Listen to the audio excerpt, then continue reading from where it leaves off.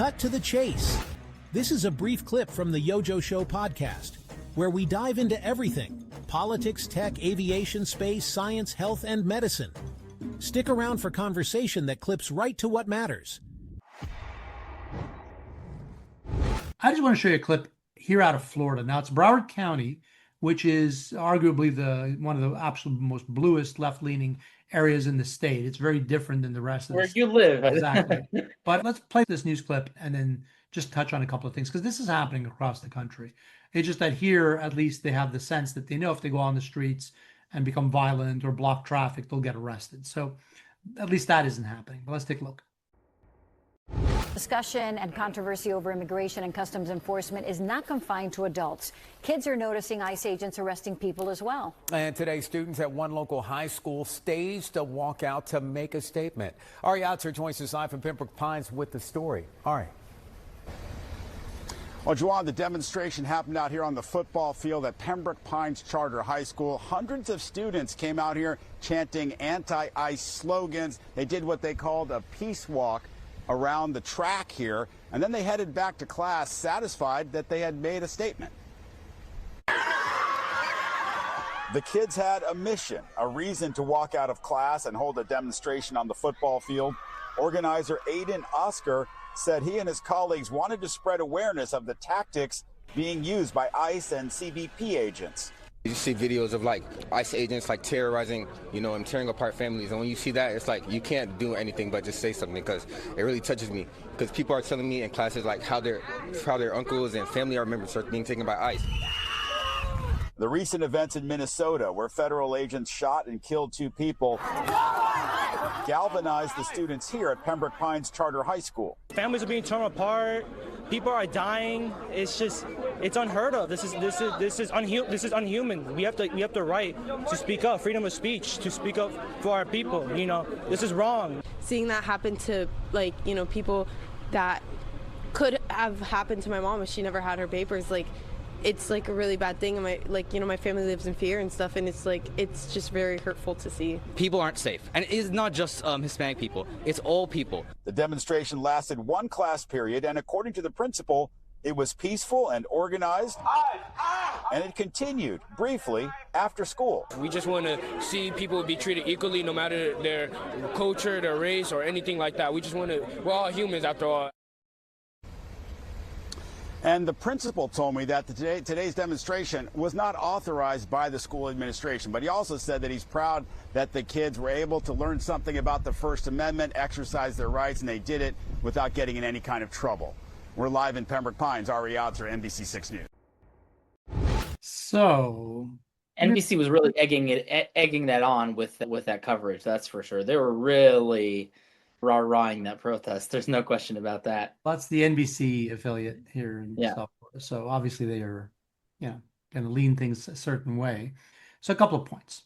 They're saying that the school principal said that they didn't authorize it, but people that I know in the community that are connected to that charter school tell me that the school administration, everyone knew. The police was even advised in advance. They all knew this was going to happen. And that it lasted only 1 period, okay? Then some people said, we'll call that lunch, was the lunch break or whatever. It's just 1 period. Was it in the afternoon, or was it the last class of the day? No, it was midday or something. And then they went back to class, and then they diddle something on the way out. I have no issue with people wanting to protest and say whatever. I think that's terrific, and I think it's good for people to learn about that. We have a tradition in this country of being able to think of what happened in the 1960s. But that being said, that's not what concerns me. It concerns me that you have a high school, charter school at that, which is city-run or back sort of school. It's not part of the regular school district. Backed by businesses, yeah. Which is more, the school district schools are even more radical, left side of things. So that they would clear the message is not what the stated message is. If you hear the comments made by the kids, that there's terrorizing. So it says that the thing is to protest the tactics. Okay, got it. And again, the way you fix that is make sure that all law enforcement, detention centers, etc., are cooperating. Then the tactics completely change. The tactics are being dictated by these policies that are forcing the tactics that are being used. So I don't know, these kids are being taught. That's number one. So they should be protesting. They're not being caught. Remember, NBC told us kids are noticing. Kids are noticing. Exactly. Yeah, no one's telling them. So they're noticing, and then maybe they're not noticing that if maybe they should be protesting to change things in those cities and states so that they cooperate more fully with, federal law enforcement to make sure that these tactics aren't used. That would be the more correct thing, I would think. And then they talk about tearing families apart. Again, it's been pointed out, and Tom Homan's pointed this out numerous times, even under oath when he's been questioned about that. And he says, look, if someone is a U.S. citizen and they commit a crime, they're going to be taken to jail. They don't take your kids to jail with the parent. Yeah. The parents are separated. There's child separation all the time.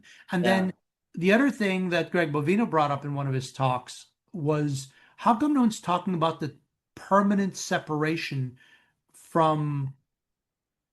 by the kids of the parents that get murdered, or vice versa, where the kids get killed by these criminal illegal aliens, and it's a permanent separation because they've lost their lives.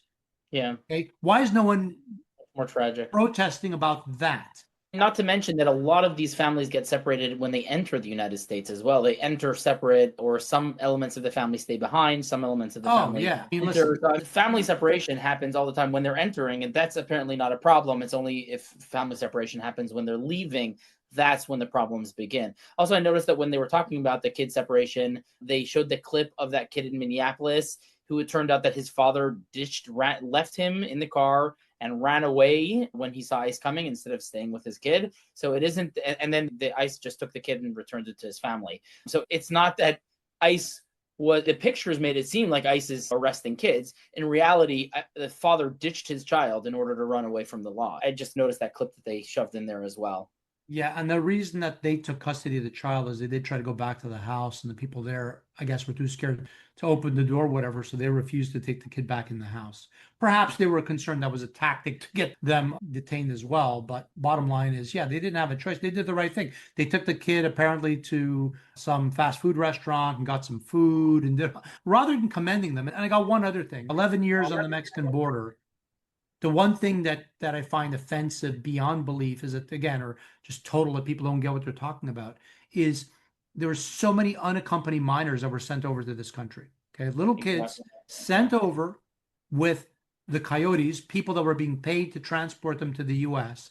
Okay, and like probably 90% of those kids, if not more, were sexually abused. Okay, all on the way over. They might have drowned, because I saw a kid drowned in the Rio Grande River trying to cross over. They're putting kids in massive harm's way, and the parents are intentionally separating them from themselves. I'm sorry, I'd like to give my kids a better life, but I wouldn't go and send them with a group of people that I knew was going to rape my kid. And in a country where there's nobody to take care of them, to watch them, to love them. So the open borders was encouraging. That wouldn't happen if the borders are sealed up. Like now, there's virtually no illegal entry into the United States. It's down to, they can't count any. There's like none. There's probably a few, but it's so little, they can't even, it's a rounding error. So these are the kinds of things that people don't get. When I see them protesting anti-ICE, I'm like, you know what? You're protesting about the wrong thing. You really are. You're not protesting about the actual problems. You're protesting about the people trying to come in and fix the problem. You don't like how they're fixing it, but the problem has to be fixed. And arguably millions of people were let into this country, millions. Tens of millions. Over, some say as much as 10 to 20 plus million in 4 years under the Biden administration. How come no one's protesting against that? Because that's in addition to the 30 million that were here illegally. So it's like a total insanity. So to think that they're just going to go and round up every person just because of whatever, no. They're really not targeting that. But what often happens is, again, they say this collateral. They're getting this bad guy, but there's 3 other people there, and all those people are also undocumented. So guess what?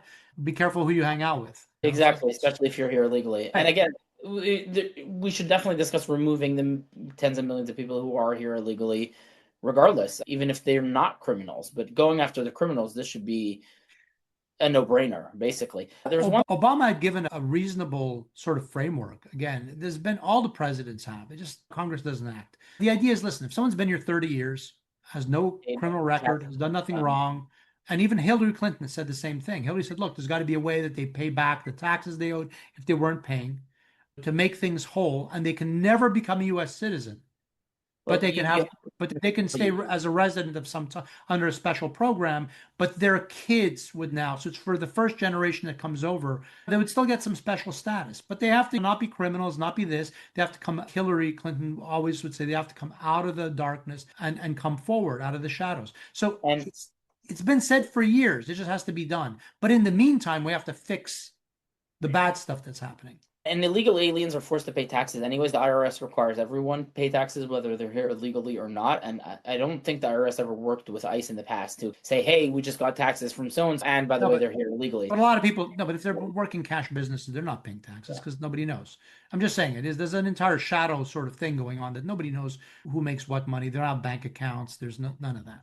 But look, all that being said, there are mechanisms to do this, but it's, again, there are elected officials that want to see turmoil. They want, this is China. great. They want so a lot of this is psychological warfare caused by our enemies over the web, right? These kids are heavily influenced about what they're seeing online. And a lot of that is directed by Qatar and by China and by bot farms in Malaysia and in Pakistan and stuff like that. I noticed that one of the kids said it's time for us to speak up for our people. And I was a little dumbfounded because I thought that our people is the American people, but apparently not. It's worth noting he was likely referring to Spanish people or Mexicans. I love Mexicans. I lived there for many years, but not many, but for some. There are tens of millions of maybe even close to 100 million Americans of Latin descent, let's just say, who are in the United States 100% legally. Of course. Those are our people.